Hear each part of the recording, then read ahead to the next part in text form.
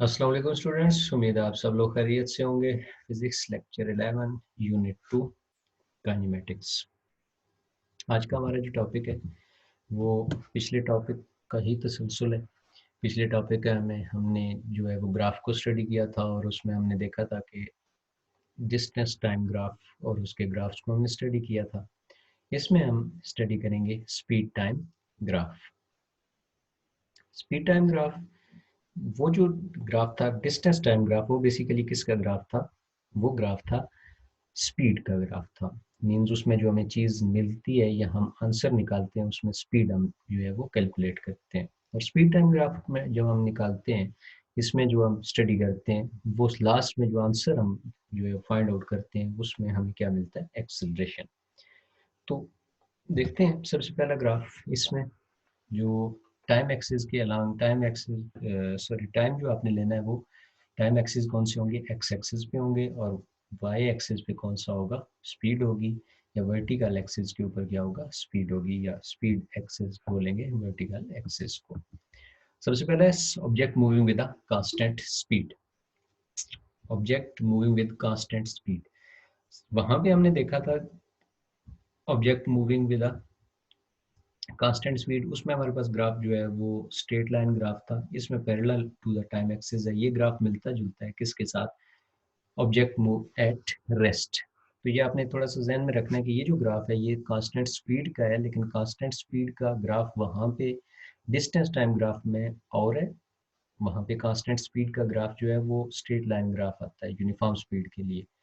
लेकिन यहाँ पे कांस्टेंट स्पीड का जो ग्राफ है वो बेसिकली किसके लिए? कांस्टेंट एक्सेलरेशन का ग्राफ है। इसमें स्पीड सेम रहती है, टाइम चेंज होता है। तो सबसे पहले इसकी स्पीड जो हम ग्राफ के अंदर हमने ली है वो कितनी है? 4 मीटर पर second. With the time, zero से स्टार्ट हो रहा है टाइम।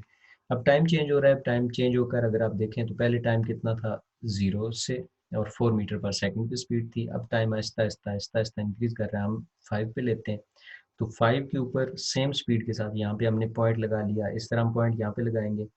फिर इसी तरह 10, 10 के ऊपर सेम इस पॉइंट के ऊपर यहाँ पे हम पॉइंट लगाएंगे। फिर इसी तरह 15। अब टाइम मूव करता जा रहा है, टाइम बढ़ता जा रहा है। जीरो था, फिर 5, फिर 10, 15, आहिस्ता आहिस्ता टाइम मिल गया। लेकिन स्पीड को अगर आप देखें तो पहले 4 पे थी, अब भी 4 पे है। तो आफ्टर 10 सेकेंड भी 4 पे है, आफ्टर 15 सेकेंड भी 4 पे है, आफ्टर 20 मीन्स आगे बढ़ती जा रही है। लेकिन स्पीड, टाइम एक्सिस बढ़ता जा रहा है, टाइम बढ़ता जा रहा है, लेकिन स्पीड जो है वो चेंज नहीं हो रही। तो स्पीड क्या है? सेम है। तो उस केस में जब स्पीड सेम रहती है तो लाइन जो है वो कौन सी लाइन? ग्राफ की जो लाइन है वो आती है parallel to the time axis. और horizontal line parallel to the time axis, एक सीधी लाइन ड्रॉ होगी लेकिन पैरेलल होगी किसके? टाइम एक्सिस के। तो ये ग्राफ है किसका? Object moving with a constant speed. इसके बाद है हमारे पास object moving with a uniformly change speed. Uniformly change speed में हमारे पास यूनिफॉर्म एक्सेलरेशन का ग्राफ बेसिकली हमारे पास आएगा। अब इसमें अगर आप देखें ग्राफ में, तो ग्राफ में जो हमने पहले हमने उसके एक्सिस ड्रॉ किए। वर्टिकल एक्सिस पे हमने v लिया, हॉरिजॉन्टल एक्सिस पे हमने t लिया, टाइम लिया। अब हमने इसके ऊपर स्केलिंग की। हॉरिजॉन्टल एक्सिस के ऊपर 0, 5, 10, 15 जो हमने इंटरवल लिया वो कितने का है? 5 का। और वर्टिकल एक्सिस के ऊपर जो इंटरवल है वो कितने का है? 2 का। 0, 2, 4, 6, ये इंटरवल है। अब जब हम जो है वो कैलकुलेट करते हैं यूनिफॉर्म स्पीड, तो यूनिफॉर्म स्पीड कैलकुलेट करते हुए हम जो है वो 2 पॉइंट ले लेते हैं। चेंज इन स्पीड बेसिकली हम निकालेंगे। चेंज इन स्पीड कितनी है? हम लाइन जो है वो लेते हैं, कौन कौन सी? ए और बी। ये वाली लाइन हमने, ये वाले दो स्लोप हमने कंसिडर कर ली ए और बी का। ए के ऊपर जो वैल्यू है स्पीड की वो 2 है, और बी के ऊपर वैल्यू कितनी है? 4। और 2 के लिए जो टाइम है वो 5 है, और बी के लिए टाइम कितना है? 10 है। तो चेंज इन स्पीड निकालेंगे। Final velocity, final speed minus initial. Final speed कितनी है? पहले स्पीड इनिशियल ए थी, फिर बी पे पहुंचा, बी पे स्पीड कितनी होगी? 4। तो final speed 4, initial speed 2। 4 minus 2 divided by time. Time कितना है? 5 से 10 तक का जो इंटरवल है वो कितना है? 5 सेकंड का है। तो 2 डिवाइडेड बाय 5 मीटर पर सेकंड स्क्वायर जो उसका यूनिट है। ये हमारे पास ग्राफ आएगा। और नीचे जो है distance travelled by a moving object, ये इंपॉर्टेंट है, थोड़ा सा जो है वो ट्रिकी है, कंसेप्चुअल है, कि जब भी ऑब्जेक्ट का डिस्टेंस फाइंड करना होता है ग्राफ वाले केस में, ग्राफिकल रिप्रेजेंटेशन में, तो तब हम ग्राफ डिस्टेंस कैसे कैलकुलेट कर लेते हैं। तो ये आपने ध्यान में रखना है कि सबसे पहले जब आप ग्राफ ड्रा करते हो, ग्राफ आपका वैल्यूज के अलावा आपका ग्राफ बना है, जैसे यहाँ पे ग्राफ आप देखो तो 0 से स्टार्ट हुआ 5 के दौरान, 0 से यहाँ से स्पीड स्टार्ट हुई 2 पे पहुंच गई, फिर अगले 5 सेकंड के दौरान स्पीड 2 से जो है वो चेंज होकर 4 पे चली गई। तो क्या हो रहा है, हमारे पास जो ग्राफ बन रहा है वो देखें, 0 से 4, 4 से B और B से 10 तक की जो शेप बन रही है ये वाली, ये जो ग्राफ बन रहा है इन लाइंस के नीचे नीचे, वो शेप कौन सी बन रही है। हम शेप को अंडरस्टैंड करते हैं, शेप पॉइंट आउट करते हैं, जो भी शेप बन रही हो उसका एरिया हम कैलकुलेट करते हैं। एरिया का फार्मूला लगा के हम वैल्यूज पुट करते हैं, हमारे पास जो भी एरिया की वैल्यू आती है वो बेसिकली हम कंसिडर करते हैं कि ये डिस्टेंस है। जैसे यहाँ पे बन रहा है स्क्वायर, तो स्क्वायर के जो एरिया का फार्मूला होता है वो होता है लेंथ इनटू विड्थ। तो लेंथ यहाँ पे कितनी आ रही है देखें, 0 से 10 मीन 0 से 10 तक, तो कितनी आ गई लेंथ 10, और विड्थ इसकी कितनी आ गई यहाँ से 0 से 4, तो length into width mean 10 multiply by 4, तो कितना आ गया 40। तो डिस्टेंस कितना होगा 40 मीटर। अगर ट्राइंगल होती, रेक्टेंगल भी बन सकती है, ट्राइंगल बन सकती है, आपके पास पैरेललोग्राम बनती है, तो हर शेप का आपको एरिया का फार्मूला याद होना चाहिए। अगर ट्राइंगल बनती है तो ट्राइंगल का फार्मूला हम लगाते हैं, ट्राइंगल का फार्मूला क्या होता है 1/2 लेंथ इनटू हाइट। ठीक है, तो लेंथ कैसे इसमें कैलकुलेट करते हैं, लेंथ ये होती, ये लेंथ है और ये उसकी हाइट है। ठीक है, तो डिस्टेंस कैलकुलेट करने के लिए हम क्या करते हैं, area under the graph calculate करते हैं। ग्राफ के अंडर जो ग्राफ बना है उसके नीचे जो एरिया आ रहा है वो शेप की मदद से हम कैलकुलेट करेंगे, वो हमारे पास क्या होगा, डिस्टेंस होगा। नेक्स्ट, हमने इस पूरे यहाँ तक ग्राफिकल एनालिसिस तक हमने जितने टॉपिक किए उसमें हमारे पास एक्सरसाइज के जो क्वेश्चन हुए हैं वो हैं 2.2, 2.2 कौन सा, explain translatory motion and give example of various type of translatory motion. Translatory motion क्या है, translatory motion, motion of a body along a line without any rotation, the line may be straight or cut.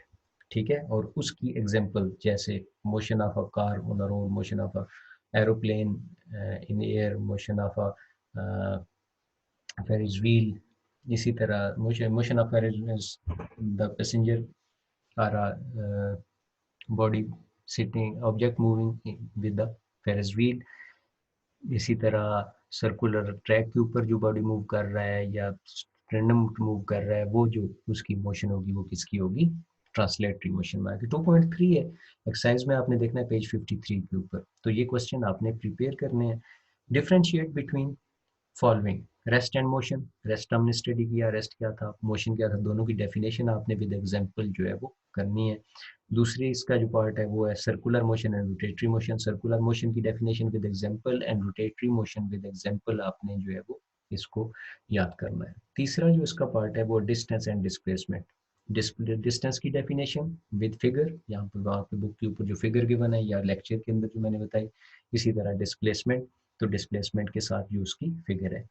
Speed and velocity, speed, speed क्या होती है, speed की definition, the rate of distance is called speed, उसका formula, unit scalar quantity है या vector quantity है, और उसका यूनिट। ये बात, ये सारी चीज़ें आपने, चाहे एग्जामिनर आपसे ये बात पूछे या ना पूछे, वो सिर्फ आपको कह दे डिफाइन स्पीड, तो आपने ये सारी चीज़ें मेंशन करनी है, डेफिनेशन लिखनी है, फार्मूला लिखना है, स्केलर क्वांटिटी है, वेक्टर क्वांटिटी है, और साथ उसका यूनिट क्या है, ये सारी चीज़ें आपने मस्ट लिखनी है।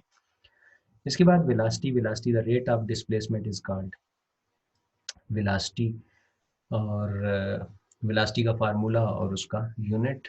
फिर इस तरह linear and random motion, linear motion की definition with example and random motion की डेफिनेशन विद एग्जांपल।